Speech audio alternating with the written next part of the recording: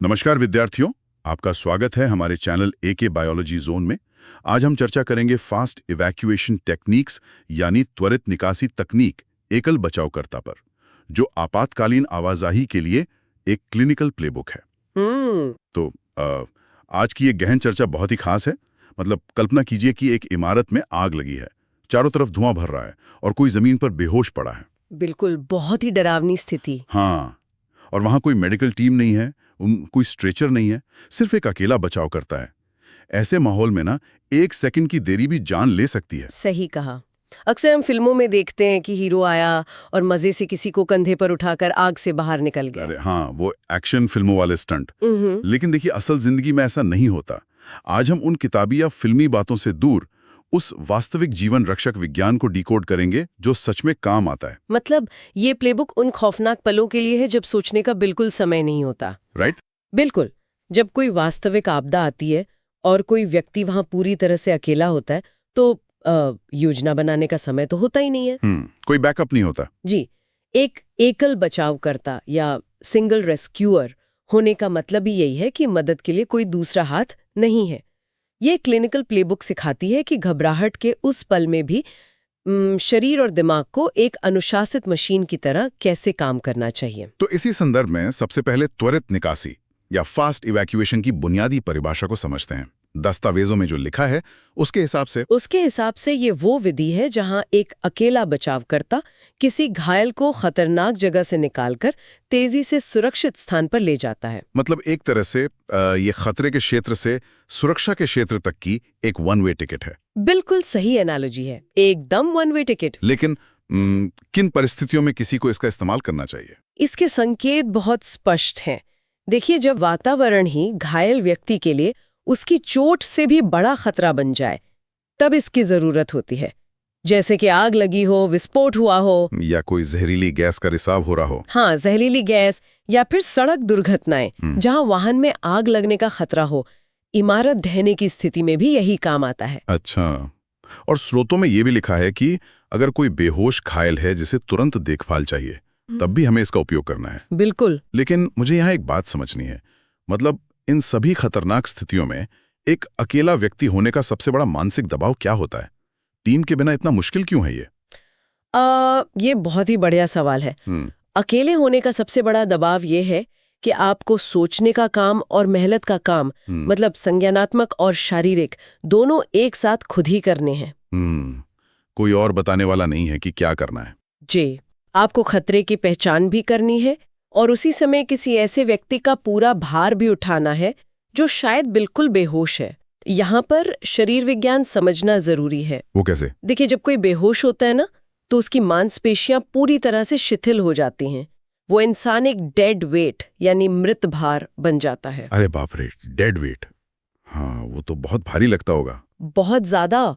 समान वजन के एक होश वाले व्यक्ति की तुलना में बेहोश व्यक्ति को उठाना कहीं अधिक मुश्किल होता है, क्योंकि उसका शरीर गुरुत्वाकर्षण के खिलाफ कोई प्रतिरोध नहीं करता। मतलब सारा दारोमदार सिर्फ उस अकेले इंसान के फैसले और ताकत पर आ जाता है। बिल्कुल। ये सच में एक बहुत बड़ी जिम्मेदारी है, और इसी जिम्मेदारी को सही से निभाने के लिए प्लेबुक में 3 मुख्य उद्देश्य बताए गए हैं। पहला, घायल को खतरे से जल्दी बाहर निकालना। दूसरा, आगे की चोट को कम करना। और तीसरा, प्रारंभिक सीपीआर या वायुमार्ग प्रबंधन को सक्षम करना। वायुमार्ग प्रबंधन की बात यहाँ क्यों आई है? इसके पीछे का जीव विज्ञान बहुत ही सीधा लेकिन खतरनाक है। जैसे मैंने कहा ना, बेहोश होने पर मांसपेशियां शिथिल पड़ जाती हैं। इसमें जीभ की मांसपेशियां भी शामिल हैं।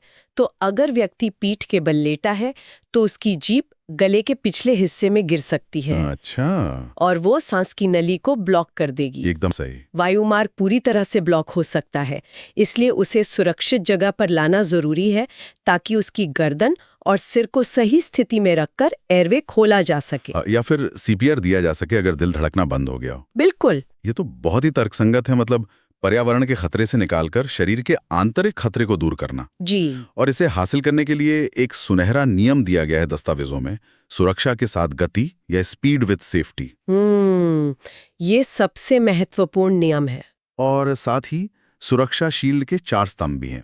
घटनास्थल की सुरक्षा, सबसे तेज और सुरक्षित विधि का चुनाव, घायल के वायु मार्ग, सिर और गर्दन की रक्षा और बिना देरी किए मदद के लिए बुलाना। बिल्कुल। और इनमें जो पहला है ना, घटनास्थल की सुरक्षा, वो अक्सर घबराहट में लोग भूल जाते हैं। देखिए, एक मृत या गंभीर रूप से घायल बचावकर्ता किसी की मदद नहीं कर सकता। सही बात है। लेकिन यहीं पे मेरा एक तार्किक सवाल है। मतलब एक तरफ हम कह रहे हैं गति, भागो, जल्दी निकालो, और दूसरी तरफ हम कह रहे हैं सिर सुरक्षित रखो, सावधानी बरतो। क्या जल्दबाजी में सुरक्षा से समझौता नहीं हो जाता? एक अकेला व्यक्ति ये दोनों चीजें एक साथ कैसे कर सकता है? यह एक बहुत ही स्वाभाविक संदेह है। गति और सुरक्षा अक्सर उल्टे लगते हैं। यहीं पर कैलकुलेटेड रिस्क यानी नपे तुले जोखिम का सिद्धांत आता है। कैलकुलेटेड रिस्क, वो कैसे काम करता है? इसे ऐसे समझिए, यदि कोई आग के बीच में फंसा है तो वहां उसका जलकर मरना 100% तय है। हाँ, वो तो है। अब वहां से उसे तेजी से खींचने में शायद उसकी गर्दन में हल्का झटका आ जाए या खरोच लग जाए, ये एक जोखिम है। लेकिन आग में जल जाने के जोखिम के मुकाबले वो जोखिम बहुत कम है। समझ गया। बिल्कुल सही तकनीक ही वो पुल है जो इस विरोधाभास को सुलझाता है। अगर बचावकर्ता सही भौतिकी का उपयोग करें तो कम से कम नुकसान के साथ तेज गति पा सकता है। अरे वाह, मतलब सब कुछ सही तकनीक और भौतिकी पर निर्भर है। तो चलिए अब उन तकनीकों के विज्ञान को समझते हैं। जी। दस्तावेजों में इन्हें 2 श्रेणियों में बांटा गया है, खींचने की विधियां यानी ड्रैग्स और उठाने की विधियां यानी कैरीज। ये तो बिल्कुल ऐसा है जैसे भारी सामान ले जाना हो। बिल्कुल। अगर भारी अलमारी है तो हम उसे जमीन पर खिसकाते हैं, लेकिन अगर भारी किताबों का बैकपैक है तो पीठ पर लाद लेते हैं क्योंकि भार बढ़ जाता है। यह रोजमर्रा की जिंदगी से जुड़ी बहुत ही सटीक समानता है। सबसे पहले खींचने की विधियों को देखते हैं। Drag methods. क्यों? ताकि पलटे नहीं। एकदम सही। जमीन के करीब रहने से संतुलन बना रहता है। इसमें घर्षण या फ्रिक्शन का उपयोग होता है। इसके उदाहरण है कंबल खींचना, टकना खींचना, कपड़े खींचना। और एक वो बंधे हाथ खींचना यानी टाइड हैंड्स ड्रैग। हाँ। ये बंधे हाथ खींचना थोड़ा जटिल लग रहा है मुझे। ये कैसे काम करता है? ये काफी प्रभावी तकनीक है, खासकर तब जब धुएं या गोलियों की बौछार से खुद को नीचे रखना हो। इसमें बचावकर्ता घायल के दोनों हाथों की कलाइयों को एक साथ बांध देता है। अच्छा, फिर वो घायल के ऊपर एक तरह से बैठकर उन बंधे हुए हाथों को अपनी गर्दन के पीछे डाल लेता है और अपने हाथों और घुटनों के बल आगे बढ़ता है। अरे वाह, तो घायल व्यक्ति नीचे जमीन पर खिसकता हुआ सुरक्षित जगह पर आ जाता है। बिल्कुल। यह तकनीक जमीन से पूरी तरह चिपके रहने की अनुमति देती है। ये सच में एक अद्भुत रणनीति है। अब दूसरी श्रेणी पर आते हैं, उठाने की विधियां। इसमें व्यक्ति को जमीन से ऊपर उठाया जाता है और भार वितरित किया जाता है। जी, कैरीज में ऐसा ही होता है। इसके उदाहरण हैं फायरमैन कैरी, पिगी बैक, मानवीय बैसाखी और क्रेडल कैरी यानी गोद में उठाना। क्रेडल कैरी तो फिल्मों में बहुत रोमांटिक तरीके से दिखाते हैं। हाँ, फिल्मों में बहुत अच्छा लगता है। लेकिन क्या आपात स्थिति में किसी वयस्क को ऐसे उठाना व्यवहारिक है? आपने बिल्कुल सही नब्ज पकड़ी है। क्रेडल कैरी बच्चों या बहुत हल्के लोगों के लिए तो शानदार है, लेकिन एक बेहोश वयस्क के लिए ये सबसे खराब तकनीक है। क्यों? क्या दिक्कत है इसमें? क्योंकि इसमें व्यक्ति का पूरा वजन बचावकर्ता की बाहों पर होता है। बाहें जल्दी थक जाती हैं और सेंटर ऑफ ग्रेविटी आगे की तरफ खिसक जाती है, जिससे खुद के गिरने का खतरा बहुत बढ़ जाता है। ओहो, मतलब वयस्कों के लिए भार वितरण वाली तकनीकें ही काम आती हैं। बिल्कुल। तो अब हमारे पास ये पूरा टूल किट है, खींचना और उठाना। लेकिन घबराहट के उस पल में कोई ये फैसला कैसे करेगा कि कौन सी तकनीक चुननी है? ये स्थिति पर निर्भर करता है। जैसे मान लीजिए एक कमरे में भयंकर धुआं भरा है, वहां तो कंधे पर उठाना बेवकूफी होगी ना? एकदम बेवकूफी। वहां उठाना आत्महत्या के समान होगा। विज्ञान के अनुसार गर्म हवा और धुआं हमेशा ऊपर उठते हैं। हाँ, तो साफ हवा जमीन के पास होगी। जी, जमीन से 1 या 2 फुट ऊपर की हवा सबसे साफ होती है और वहां ऑक्सीजन भी होती है। इसीलिए धुएं में खींचने की विधियां ही एकमात्र विकल्प है। अच्छा, और खींचने में भी तो विकल्प हैं, टकने से खींचना और कपड़ों से खींचना। बिल्कुल। अगर सतह एकदम चिकनी है और आग तेजी से बढ़ रही है तो टखना खींचना या एंकल ड्रैग सबसे तेज होता है। इसमें तो बस पैर पकड़ो और पीछे की तरफ खींचो, राइट? हाँ, गति के मामले में ये बेजोड़ है। कोई तैयारी नहीं करनी पड़ती। लेकिन इसमें एक बहुत बड़ा खतरा भी छिपा है। क्या खतरा? जब आप टखनों से खींचते हैं तो घायल के सिर को कोई सहारा नहीं मिलता। सिर जमीन पर घिसटता है। अरे, और रास्ते में सीढ़ी या दरवाजे की चौखट आ गई तो खोपड़ी में गंभीर फ्रैक्चर हो सकता है। इसलिए ये तकनीक सिर्फ अत्यधिक आपातकाल और सपाट सतहों के लिए है। बाप रे, ऐसे में तो कपड़ों से खींचने वाली तकनीक क्लोथ्स ड्रैग ज्यादा सुरक्षित लगती है, खासकर अगर रास्ता संकरा हो तो। जी, संकरी जगहों या सीमित स्थानों में ये सबसे बेहतरीन तरीका है।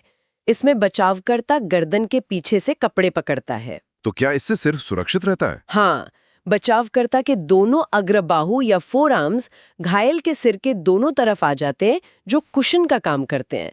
सिर जमीन पर नहीं टकराता। और शरीर एक सीधी रेखा में खिंचता है, तो संकरी जगह से आसानी से निकल सकते हैं। बिल्कुल सही। अब एक और परिदृश्य सोचते हैं। क्या होगा अगर घायल व्यक्ति आकार और वजन में बहुत बड़ा हो, मतलब 2 गुने वजन का? ऐसे में तो उठाना या कपड़ों से खींचना भी बहुत भारी पड़ेगा। हाँ, तो क्या करेंगे? यहाँ घर्षण कम करने वाली भौतिकी काम आती है। ऐसी स्थिति में कंबल खींचना यानी ब्लैंकेट ड्रैग सबसे कारगर है। अच्छा, मतलब एक कंबल को उसके नीचे खिसका कर? हाँ, फिर कंबल को खींचना है। कंबल और जमीन के बीच का घर्षण शरीर और जमीन के घर्षण से कहीं कम होता है, तो एक छोटा बचावकर्ता भी भारी व्यक्ति को आसानी से खिसका सकता है। अरे वाह, ये तो वाकई बहुत स्मार्ट तरीका है। और सिर को भी कंबल का सहारा मिल जाता है। बेहतरीन। अच्छा, अब उठाने वाली तकनीकों पर आते हैं। अगर रास्ता बहुत लंबा है और व्यक्ति को दूर तक ले जाना है, तो खींचना तो थका देगा। बिल्कुल, वहाँ फायरमैन कैरी काम आती है। इसका नाम बार बार आता है, ये इतनी प्रसिद्ध क्यों है? क्योंकि लंबी दूरी के लिए यह शरीर के सबसे मजबूत हिस्सों का उपयोग करती है। घायल को कंधों के आर पार लादा जाता है, जिससे वजन बाहों पर नहीं रहता। तो वजन कंधों, रीढ़ और पैरों पर बढ़ जाता है। हाँ, भारी बैकपैक ले जाने की तरह। भार वितरण के कारण बचावकर्ता जल्दी नहीं थकता। और अगर घायल व्यक्ति पूरी तरह बेहोश नहीं है, मान लीजिए होश में है लेकिन पैर फ्रैक्चर है, तब उसे डेड वेट नहीं मानेंगे। वो पिगी बैक या मानवीय बैसाखी के रूप में मदद ले सकता है। मानवीय बैसाखी या ह्यूमन क्रच? जी, बचावकर्ता घायल के एक हाथ को अपने कंधे पर रखकर और कमर को सहारा देकर उसे बाहर निकाल सकता है। घायल अपने सही पैर पर कूदते हुए चल सकता है। मतलब ये सारी तकनीकें बहुत तार्किक हैं, लेकिन दस्तावेज के अंत में एक खौफनाक चेतावनी भी है, रीढ़ की हड्डी की चोटों के बारे में। Spinal injuries. लिखा है कि संदिग्ध रीढ़ की हड्डी की चोट वाले को हिलाने से बचना चाहिए, केवल तब तक जब तक जान का तत्काल खतरा ना हो। ये प्री हॉस्पिटल केयर का सबसे बड़ा दुविधा वाला पल है। अगर रीढ़ की हड्डी में चोट है और थोड़ा भी गलत तरीके से खींचा गया, तो टूटी हड्डी स्पाइनल कॉर्ड को काट सकती है और वो इंसान जीवन भर के लिए लकवाग्रस्त हो सकता है। बिल्कुल। तो सामान्य नियम तो यही है कि बिल्कुल न छुएं और मेडिकल टीम का इंतजार करें। हाँ, सामान्य स्थिति में, लेकिन त्वरित निकासी असामान्य स्थितियों के लिए है। अगर व्यक्ति जलती कार में है तो रीढ़ बचाने का इंतजार करना बेमानी है। जान बचाना ज्यादा जरूरी है। इसे लाइफ ओवर लिम्ब का सिद्धांत कहते हैं। जान बचाना हमेशा अंग बचाने से ऊपर है। अगर वो वहीं रहा तो मौत निश्चित है। रोंगटे खड़े कर देने वाली बात है ये, चंद सेकंड में ये तय करना कि किस बुराई को चुने। जी, और एक सावधानी ये भी है कि बचावकर्ता को अपनी क्षमता से अधिक भार नहीं उठाना चाहिए। हाँ, मतलब खुद को तो सुरक्षित रखना ही है। यह स्वार्थ नहीं, शुद्ध तर्क है। अगर क्षमता से बाहर भारी व्यक्ति को गलत उठाया तो बचावकर्ता की अपनी पीठ टूट सकती है। फिर तो एक की बजाय 2 घायल हो जाएंगे। बिल्कुल, और गलत तकनीक से और भी जटिलताएं हो सकती हैं, जैसे कोई अंदरूनी फ्रैक्चर गलत खींचने से ओपन फ्रैक्चर बन सकता है, जिससे भारी रक्तस्राव हो सकता है। इसीलिए सैन्य अभियानों में इन तकनीकों का इतना अभ्यास होता है, गलती की कोई गुंजाइश नहीं है। एकदम सही। तो अगर हम आज की इस गहन चर्चा का सार निकालें तो 3 बातें साफ हैं। पहला, ये विधियां केवल खतरे से तेजी से निकालने के लिए हैं, आराम से अस्पताल ले जाने के लिए नहीं। दूसरा, वातावरण और वजन के आधार पर तय करना कि खींचना है या उठाना है। और तीसरा, हमारा वो अटल सुनहरा नियम, सुरक्षा के साथ गति। बिल्कुल। तो जैसे जैसे हम आज के इस विश्लेषण के अंत की ओर बढ़ रहे हैं, सोचने वाली बात है, जब कोई किसी भयंकर आपात स्थिति को देखता है तो उसकी पहली वृत्ति क्या होती है? क्या वो बस भावनाओं में बहकर भागने लगता है? ज्यादातर लोग तो पैनिक ही कर जाते हैं। हाँ, लेकिन एक सच्चा जीवन रक्षक वो है जो 1 सेकंड रुककर सुरक्षा के साथ गति का नियम याद करता है। वो घबराहट में भी शांत रहकर सही भौतिकी और विज्ञान का इस्तेमाल करता है। बहुत ही शानदार और विचारणीय बात। ये विज्ञान सचमुच किसी भी दिन किसी के लिए सबसे बड़ा वरदान बन सकता है। अगर आपको ये लेक्चर पसंद आया हो तो वीडियो को लाइक करें, चैनल को सब्सक्राइब करें और अपने दोस्तों के साथ शेयर करें। धन्यवाद।